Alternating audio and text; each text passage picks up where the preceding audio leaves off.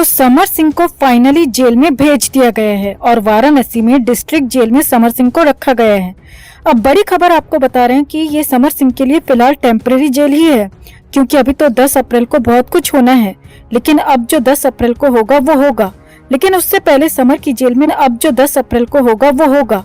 लेकिन उससे पहले समर की जेल में पहली ही रात बेहद भारी पड़ गई, क्योंकि कहाँ तो समर सिंह वीवीआईपी ट्रीटमेंट का शौकीन था और कहाँ समर को 8 बाय 8 के छोटे से बैरक में रख दिया गया। जी हाँ, जेल में बैरक नंबर 10 में समर सिंह को रखा गया। जेल में बैरक नंबर 10 में समर सिंह को रखा गया है, जिसमें एक कंबल और टूटी हुई थाली खाने को दी गई है।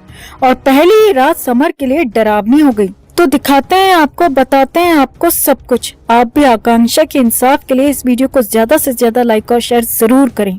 आकांक्षा के इंसाफ के लिए कमेंट में जस्टिस फॉर आकांक्षा जरूर लिखें और इस मुहिम में, आकांक्षा के इंसाफ की इस लड़ाई में हमारा साथ देने के लिए चैनल के साथ जरूर जुड़ें, चैनल को सब्सक्राइब जरूर करें। तो समर सिंह को वाराणसी की जिला जेल में रखा गया है। अब जेल में समर सिंह की हालत खराब हो गई है। जी हाँ, सूत्रों के हवाले से बड़ी खबर मिल रही है कि जेल के अंदर भी समर सिंह ठीक नहीं है। समर सिंह की कंडीशन बेहद खराब हो गई है। अब जेल में जब समर सिंह को लाया गया था तो क्या क्या हुआ, कैसे हुआ, पूरा सिलसिलेवार तरीके से आपको समझाते हैं। तो 8 अप्रैल की शाम को करीब 6 बजे के आसपास समर सिंह को सुनवाई के बाद बाहर निकाला गया और कोर्ट ने 14 दिन की न्यायिक हिरासत दी। हालांकि इसमें एक ट्विस्ट भी है, वो ट्विस्ट आपको बाद में बताएंगे। लेकिन इस बीच समर सिंह को शाम के करीब 7:15 बजे के आसपास वाराणसी की जेल में पहुंचा दिया गया। अब जेल में पहुंचते ही समर सिंह का सामान वहां पर हैंडओवर किया गया और समर सिंह को जरूरी दस्तावेजों के साथ जरूरी फॉर्मेलिटी के बाद जेलर के हवाले कर दिया गया। अब जेल में पहले से ही पता था कि समर सिंह आने वाला है, लिहाजा उसके लिए तैयारियां पहले से ही थीं। जेल के अंदर समर सिंह को सबसे पहले वेटिंग रूम में रखा गया। हालांकि जेल में सभी नए आने वाले कैदियों को मास्क दिया जा रहा था, मगर समर सिंह ने गमछा लगाया था, लिहाजा उसे मास्क नहीं दिया गया। और कुछ देर वेटिंग रूम में बिठाने के बाद समर सिंह के साथ 2 बंदी रक्षक आ गए और आगे आगे जेलर पीछे पीछे समर सिंह और उसके पीछे बंदी रक्षक चलते रहे। जेल सूत्रों के मुताबिक समर सिंह को सीधे ही बैरक नंबर 10 में ले जाया गया। जी हाँ, बैरक नंबर 10 में समर सिंह को पहुंचाया गया और वहां पर बैरक नंबर 10 की सेल में उसे पहुंचाकर दरवाजा बंद कर दिया गया। अब यहाँ समझिए कि उसकी बैरक की क्या हालत है। वैसे तो बैरक नंबर 10 काफी बड़ी है, मगर इसमें कई सेल बनी हैं और नए आने वाले कैदियों को फिलहाल वाराणसी जेल की बैरक नंबर 10 में ही रखा जा रहा है और इसे क्वारंटाइन बैरक बनाया गया है। कोविड के फिर से बढ़ते मामलों को देखते हुए बैरक नंबर 10 में ही नए कैदियों को रखा जा रहा है। आगे देखिए, बैरक नंबर 10 में जो सेल दी गई है वो 8 बाय 8 की छोटी सी सेल है। जी हाँ, बेहद ही छोटी, 8 फीट लंबी और 8 फीट चौड़ी। इसी 8 फीट लंबी और 8 फीट चौड़ी सेल में ही समर सिंह को रखा गया है। सूत्रों के मुताबिक समर सिंह को इस दौरान एक कंबल दिया गया, एक थाली दी गई जो कि किनारों से टूटी हुई थी और एक लोटा यानी कि मग दिया गया। अब यही समर सिंह का सामान था। जेल के अंदर बिस्तर तो है नहीं और चारपाई मिलती नहीं है, लिहाजा समर सिंह को फर्श पर ही सोना था और जो कंबल दिया गया था उसे चाहो तो बिछा लो, चाहो तो ओढ़ लो। साथ ही साथ उस टूटी हुई थाली में पानी से भी पतली दाल दी जाती है और उसी में रोटियां दी जाती हैं। अगर किसी को चावल खाना है तो वो भी उसी थाली में दिया जाता है और जो मग दिया गया है उसी मग से पानी भी पीना होता है और सुबह सुबह के नित्य क्रम के बाद धोना भी और नहाना भी इसी से होता है। यानी कि मामला बेहद डरावना समर सिंह के लिए हो गया है, क्योंकि उसी मग से समर सिंह को भी पीना भी है और धोना भी है। आगे देखिए, अब जिस वक्त समर सिंह को जेल में लाया गया उसके कुछ ही देर बाद रात के खाने का वक्त हो गया था और समर सिंह का पहला दिन था। क्वारंटाइन बैरक में रखा गया था तो उसके लिए उसकी सेल में ही खाना दिया गया। लेकिन सूत्रों के मुताबिक समर सिंह ने जेल का खाना नहीं खाया और भूख नहीं होने की बात कही। अब जेल के अंदर समर सिंह के वीवीआईपी ट्रीटमेंट की ऐसी तैसी हो चुकी थी और बिल्कुल सामान्य कैदी की तरह समर सिंह को रखा गया था। रात में समर सिंह के बैरक के आसपास इतनी तेज हेलोजन लाइट जल रही थी कि जिससे रात भर पूरी बैरक में उजाला रहा, गर्मी रही और सोने के लिए अंधेरा तक नसीब नहीं हुआ। हालत ये रही कि रात भर समर सिंह सो नहीं पाया, रात भर जागता रहा, रात भर परेशान होता रहा। एक तो हेलोजन का उजाला और ऊपर से मच्छरों ने समर सिंह को बुरी तरह परेशान कर दिया। समर सिंह तो एसी रूम में रहने का आदी है, मगर यहाँ पर मच्छरों के साथ ही बदबू ने भी समर सिंह की हालत खराब कर दी थी। जेल सूत्रों की माने तो समर सिंह कभी जमीन पर बैठ जाता, कभी खड़ा हो जाता, कभी चलने लगता, कभी लेट जाता। रात भर समर सिंह बेचैन रहा, यहाँ तक कि वो रात में कई बार रोने भी लगा। जी हाँ, जेल सूत्रों के मुताबिक समर सिंह रात में रोने लगा और खुद को ही कोसने लगा कि किस मनुष्य पद पर वो आकांक्षा के करीब आया था और क्यों उसने आकांक्षा के साथ गलत किया। जी हाँ, बाहर भले ही समर सिंह खुद को बेकसूर बता रहा है, मगर जेल की रात में खुद से ही बड़बड़ाते हुए समर सिंह खुद को कोसता रहा, गालियां देता रहा और यहाँ तक कहता रहा कि उसने जो आकांक्षा के साथ किया अब आकांक्षा ही उसका बदला ले रही है, इसीलिए मेरी हालत इतनी खराब हो गई है। आगे देखिए, रात भर समर सिंह बेचैन रहा और उसके बैरक नंबर 10 के पास मौजूद बंदी रक्षकों की माने तो रात भर समर सिंह खुद से बातें करता रहा, खुद को कोसता रहा, खुद को गालियां देता रहा और बार बार आकांक्षा का नाम लेता रहा। और समर सिंह के लिए पहली रात, जेल वाली पहली रात बेहद डरावनी गुजरी, बेहद मुश्किल हालात में गुजरी।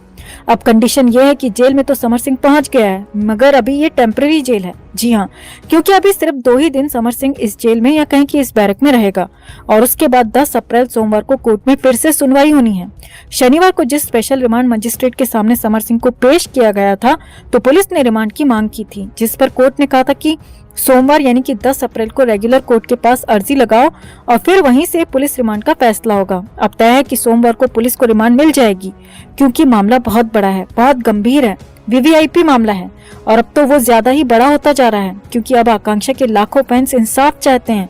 सब इंसाफ के लिए एक साथ आ गए हैं। अब सोमवार को समर सिंह को जेल से बाहर निकाला जाएगा और कम से कम 3 दिन के लिए पुलिस की कस्टडी में समर सिंह को लाया जा सकता है, जिसके बाद समर सिंह तोते की तरह पूरी कहानी बताएगा, पूरी वारदात बताएगा और जो कुछ जेल के अंदर बड़बड़ा रहा था उसे भी पूरी तरह से बताएगा। इसीलिए ये समर सिंह की टेम्परेरी जेल है। अभी तो समर सिंह के साथ बहुत कुछ होना बाकी है। तो कुल मिलाकर आपका क्या मानना है दोस्तों? क्या समर सिंह की जेल यात्रा शुरू होने के साथ ही आकांक्षा का इंसाफ भी शुरू हो गया है? क्या जिस तरह आकांक्षा को समर ने तड़पाया था, टॉर्चर किया था, मारा था, पीटा था, क्या समर सिंह के साथ वही सब कुछ होने जा रहा है? कमेंट करके जरूर बताएं और वीडियो को ज्यादा से ज्यादा लाइक और शेयर कर अपना प्यार और सपोर्ट जरूर दिखाएं। ज्यादा से ज्यादा शेयर कर ज्यादा से ज्यादा लोगों तक पहुंचाएं और साथ ही साथ ये भी बताएं कि ये क्या आकांक्षा की इंसाफ की शुरुआत है या फिर समर सिंह को कितनी बड़ी सजा मिलनी चाहिए। और चैनल के साथ जुड़कर इस लड़ाई में, इस मुहिम में हमारा साथ दें, हमारी ताकत बने। तो समर सिंह की गिरफ्तारी को लेकर जो भी वीडियोस और फोटोज सामने आए हैं वो काफी डरावने हैं, काफी घिन्नता फैलाने वाले हैं। लंबी दाढ़ी, ब्लू हुडी और मुंह पर मास्क लगाकर समर सिंह एकदम क्रिमिनल जैसा ही लग रहा है। 26 तारीख से पुलिस को छका रहे समर सिंह को वाराणसी की क्राइम ब्रांच ने गाजियाबाद से अरेस्ट किया है और समर सिंह से लगातार पूछताछ जारी है। पहले तो समर सिंह पूछताछ में बहुत ड्रामा कर रहा था, खुद की पहुंच की धमकियां दे रहा था, मगर पुलिस के बड़े बड़े ऑफिसर्स की सख्ती के आगे समर सिंह की एक नहीं चली और समर सिंह को मुंह खोलना ही पड़ा। मगर यहाँ पर समर सिंह बड़ा खेल करता नजर आ रहा है और अपने मुंह से कई खुलासे करते हुए आकांक्षा दुबे पर ही कीचड़ उछाल रहा है। तो पुलिस की पूछताछ में समर सिंह ने कहा कि उसे इस केस में बलि का बकरा बनाया जा रहा है, जबकि असली गुनहगार तो कोई और है। जी हाँ, समर सिंह का कहना है कि उस पर दर्ज की गई एफआईआर बिल्कुल गलत है, जबकि आकांक्षा की मौत के लिए कोई और ही जिम्मेदार है और वो खुलेआम घूम रहे हैं। पूछताछ में समर सिंह ने आगे कहा, 26 मार्च को क्या हुआ मुझे नहीं पता, मुझे तो न्यूज चैनल्स और मेरे मैनेजर के जरिए पता चला कि आकांक्षा की मौत हो गई है। मैं तो खुद इतना शॉक्ड था कि वो ऐसा कैसे कर सकती है। मैं आकांक्षा को लेकर अपने करीबियों से बात ही कर रहा था कि कुछ घंटों बाद मेरा नाम हेडलाइंस में आने लगा। मैं हैरान हो गया, मैंने तो कुछ किया ही नहीं, फिर आकांक्षा की मां ने मुझ पर क्यों एफआईआर दर्ज करवाई है। उस वक्त मैं वाराणसी में ही था, मगर फिर मुझे यहाँ से निकलना पड़ा, वरना मेरी अरेस्टिंग हो जाती। मुझे लगा 1-2 दिन में सब नॉर्मल हो जाएगा, क्योंकि मैंने तो कुछ किया ही नहीं, मगर मुझ पर तो फिर आरोपों की बाढ़ आ गई और मुझे अपने बचाव में इधर से उधर भागना पड़ा, क्योंकि मुझे कुछ समझ नहीं आ रहा था। इसके बाद पुलिस ने समर सिंह से पूछा कि उसकी आकांक्षा से आखिरी बार बात और मुलाकात कब हुई थी। तो इस पर बोलते हुए समर सिंह ने कहा, 25 मार्च की शाम को आकांक्षा ने मुझे आखिरी बार कॉल किया था। हालांकि उसकी तरफ शोर बहुत ज्यादा होने की वजह से मुझे उसकी बातें समझ नहीं आई। फिर 5-6 सेकंड के बाद उसने खुद ही फोन कट कर दिया। उस वक्त हम दोनों के बीच वैसे भी चीजें ठीक नहीं थी, तो ज्यादा बात नहीं होती थी। हम दोनों केवल काम के सिलसिले में ही बातें किया करते थे। समर सिंह ने पुलिस को कहा कि 25 मार्च को आकांक्षा की वो कॉल ही हमारी आखिरी बातचीत थी। समर सिंह ने आगे कहा, लोग मेरे और उसके करीब होने की बातें कह रहे हैं, लेकिन सच तो यह है कि मुझसे ज्यादा आकांक्षा 2 लड़कों के साथ करीब थी। हम दोनों कैमरे के सामने अच्छे लगते थे, लेकिन रियल लाइफ में ऐसा कुछ भी नहीं था। समर सिंह ने पुलिस को दिए अपने बयान में कहा कि आकांक्षा बनारस और मुंबई के रहने वाले 2 लड़कों के संपर्क में थी और दिन भर उन दोनों से बातें किया करती थी। आकांक्षा उन दोनों ही लड़कों के काफी करीब थी, तीनों की रात रात भर घंटों घंटों बातें होती थी।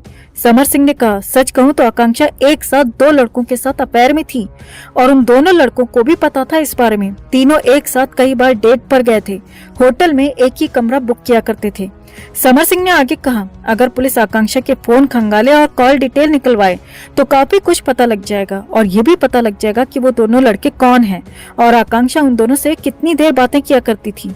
समर सिंह ने अपने बयान में साफ साफ कहा कि आकांक्षा की मौत से मेरा कोई लेना देना है ही नहीं, लेकिन अगर पुलिस जांच करे तो उन लड़कों का कनेक्शन इस मौत से जरूर निकलकर सामने आएगा।